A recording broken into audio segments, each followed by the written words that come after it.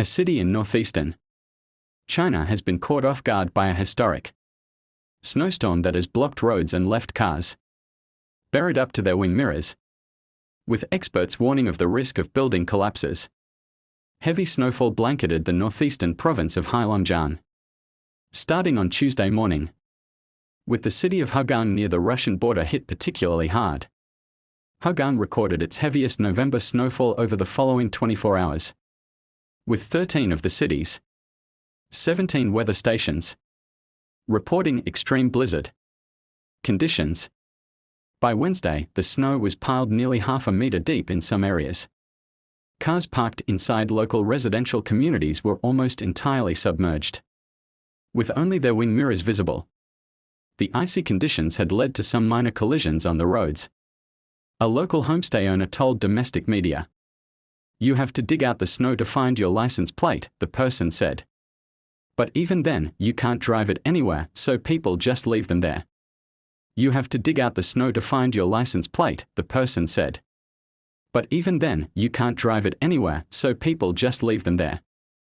Local authorities have launched a frenzied effort to clear the snow, with 33 stretches of highway in Heilongjiang province reportedly still closed as of Thursday afternoon.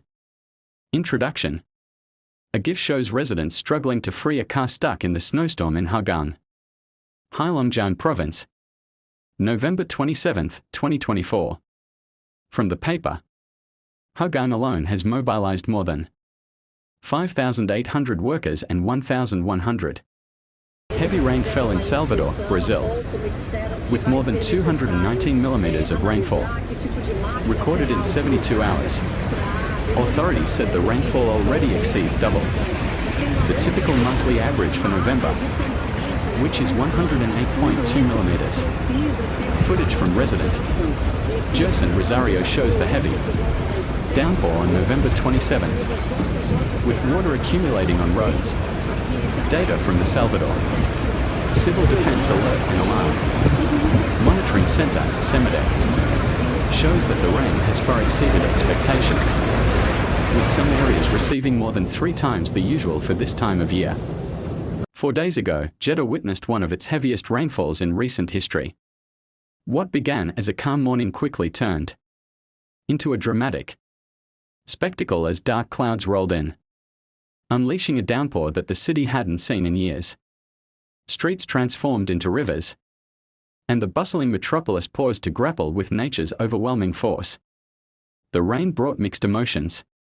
For some, it was a disruption, commutes turned into challenges, and businesses temporarily closed as the water levels rose.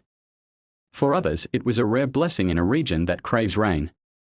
Children played in puddles, marveling at the novelty, while photographers took to the streets to capture breathtaking shots of the rain-soaked cityscape. Jeddah's infrastructure faced a true test.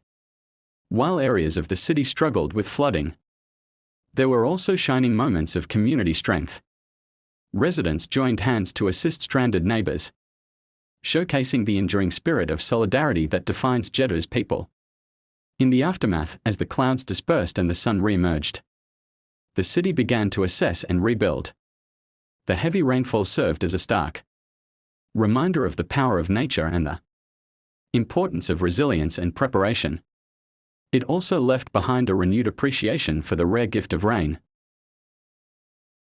Why the extreme rainfall and flooding that hit the southern Brazilian state of Rio Grande do Sul isolated and forced the evacuation of whole cities. Roads have been destroyed, bridges knocked out, and the main airport in the capital city of Porto Alegre is indefinitely closed. More than 460 state municipalities, out of a total of 497, have been hit. The disaster has taken a massive human toll. According to provisional data, more than 150 people died and about 100 are still unaccounted for. Many people are without water, electricity and basic services. More than 2 million people were impacted and over 600,000 have been displaced. Assisting those who are most vulnerable is one of our main concerns in such situations, says Dr. Soeiro, These people were already facing difficult situations before the flooding. But their needs have risen further and access to them has become more difficult. She says. Large areas of 7 provinces declared disaster zones as nearly 3,000 villages and towns remained submerged on Friday.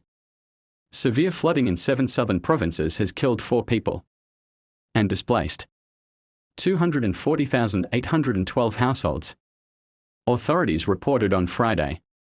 As of Friday morning, 2,959 villages and towns in 78 districts across Nakhon Si Thammarat, Fathalan, Satan, Songkhla, Patani, Yala and Narathiwat provinces were still under water. The Office of National Water Resources (ONWR) said. The floods have claimed 2 lives in Patani and 2 in Songkhla.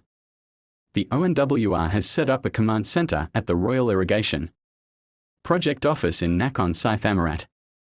ONWR officials are also working with provincial authorities to build and repair flood defences while assisting and evacuating victims.